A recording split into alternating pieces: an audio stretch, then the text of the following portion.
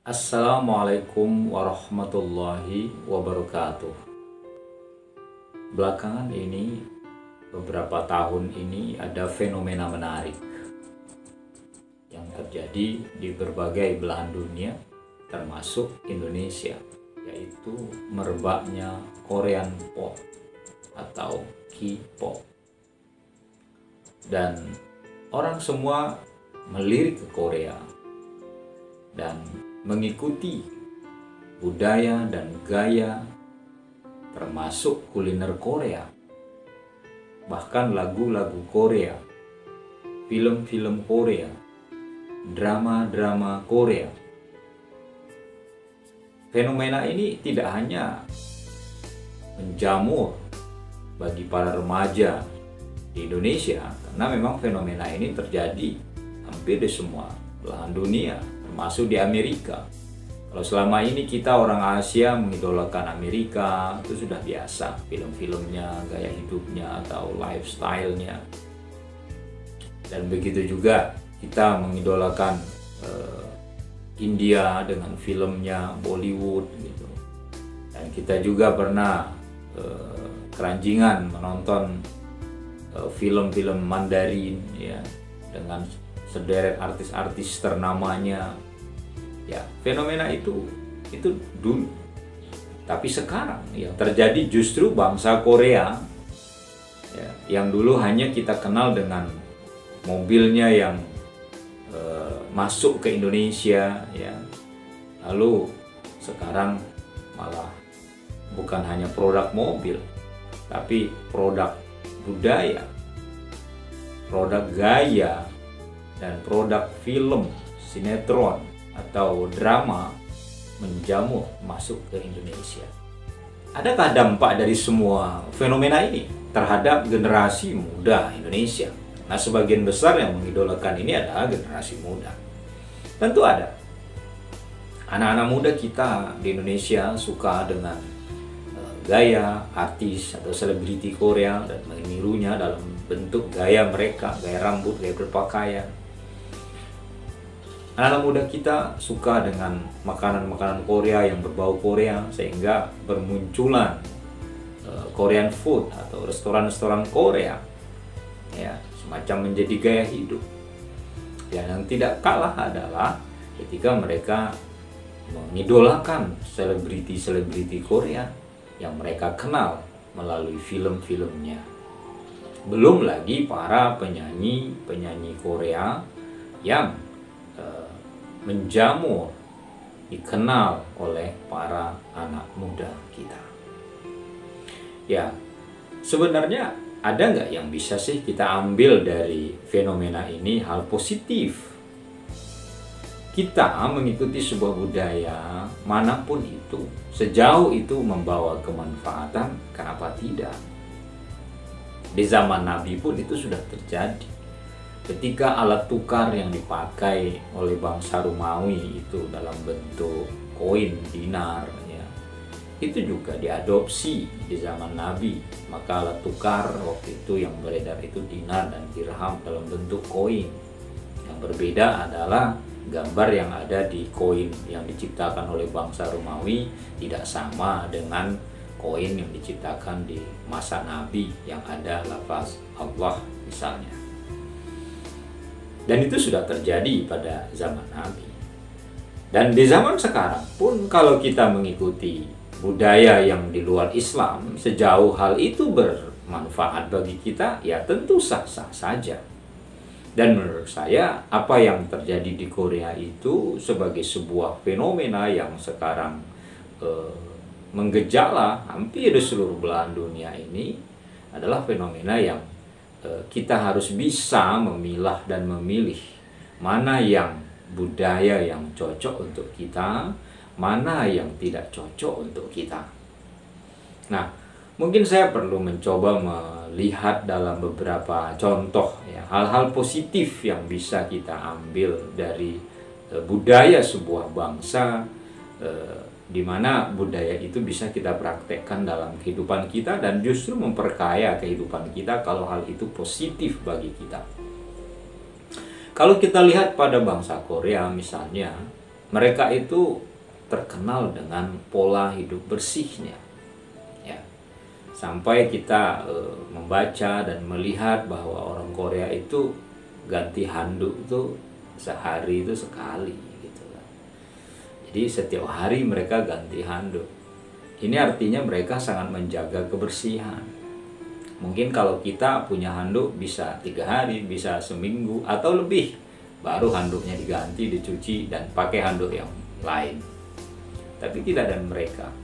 Dari penampilan mereka, dari cara mereka membersihkan diri mereka, ya, maka terlihat bahwa mereka itu terkesan rapi, bersih, dan menjaga kebersihan.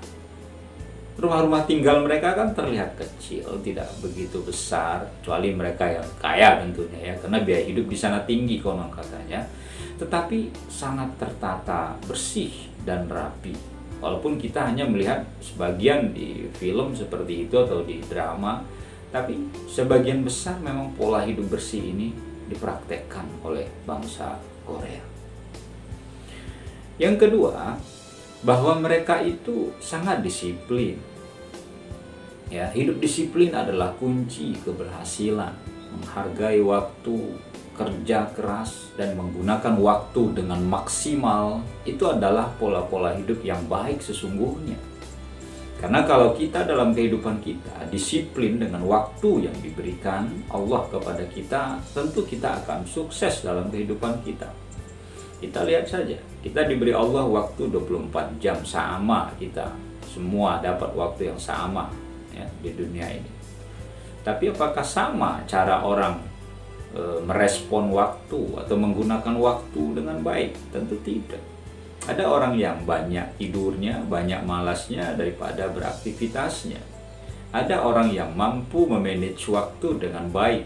Saat kerja, saat belajar, saat istirahat, saat refreshing. Ya, semua diatur dengan baik. Lalu terlihat bahwa orang yang sukses itu ternyata adalah orang yang mampu memanage waktu dengan baik. Sehingga kesuksesan itu terletak dalam dia mengelola waktu. Walaupun waktunya sama kita diberikan, ternyata kesuksesan setiap orang itu tidaklah sama, karena sangat bergantung bagaimana ia menggunakan waktu yang diberikan.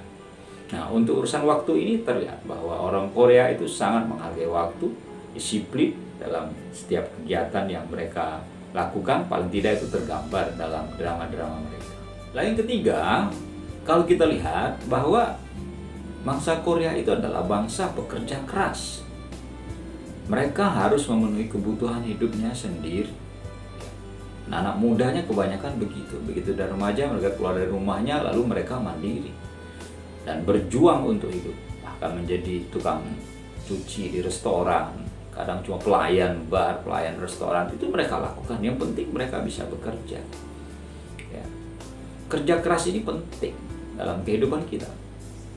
Kalau kita berpangku tangan, kita mager, malas gerak, sementara orang tetap bekerja, lalu kita lebih banyak dengan santainya, bagaimana mau kita sukses kalau kita banyak santainya daripada bekerja? Karena orang yang mau bekerja keras itu pasti hidupnya akan berubah. Agama pun mengatakan seperti itu. Al-Quran pun mengatakan seperti itu. Allah itu tidak akan merubah nasib kaum, ya, nasib seseorang kalau bukan kaum itu atau orang itu sendiri yang merubah.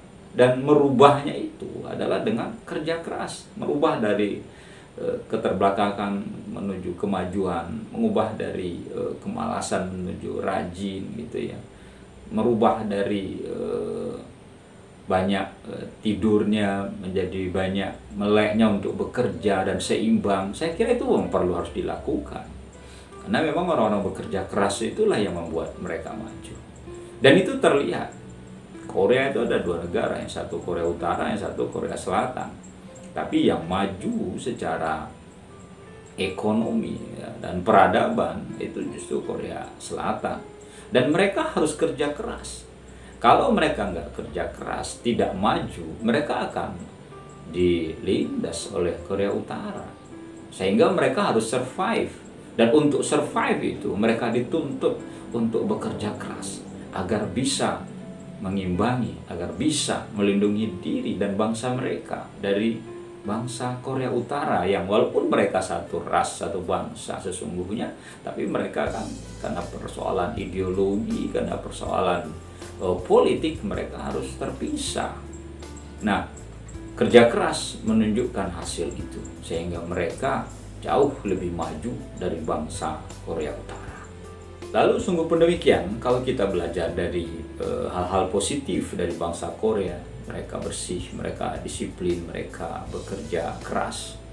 Ada nggak hal-hal negatifnya? Tentu ada. Tidak ada manusia yang sempurna di dunia ini. Kadang sebuah peradaban itu adalah peradaban-peradaban yang mau menciptakan orang-orang yang bebas dalam kehidupannya. Dan Korea itu salah satunya, seperti Korea Selatan itu kehidupan di sana sangatlah bebas ya. Jadi kalau hubungan seks itu suatu hal yang biasa. Kemudian minum-minuman keras itu hal yang biasa mereka lakukan. Kemudian juga mereka tidak suka terikat dalam pernikahan, sehingga kumpul-kumpul itu bagi mereka suatu hal yang biasa. Kemudian kebanyakan mereka itu suka minum minuman keras dan mabok-mabokan gitu ya. Itu tradisi-tradisi negara modern biasanya seperti itu.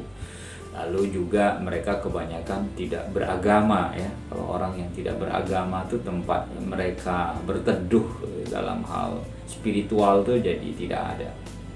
Sehingga kalau mereka dililit oleh masalah, mereka tidak tahu mau lari kemana, mau mencari perlindungan di mana. Padahal agama itulah menjadi solusi bagi kehidupan manusia. Sementara mereka adalah bangsa yang sebagian besar tidak beragama, walaupun ada yang beragama Buddha, tapi mereka juga tidak menjalankan agamanya dengan baik. Nah, saudara-saudara sekalian, belajar dari bangsa Korea, khususnya Korea Selatan ini tentu memberikan kita pandangan lain bahwa ada hal-hal positif yang kita ambil dari satu bangsa ya, dan hal-hal positif itu tentu sangat mungkin dan sangat bisa kita praktekkan dalam kehidupan kita. Semoga ada manfaatnya. Kurang lebih mohon maaf. Assalamualaikum warahmatullahi wabarakatuh.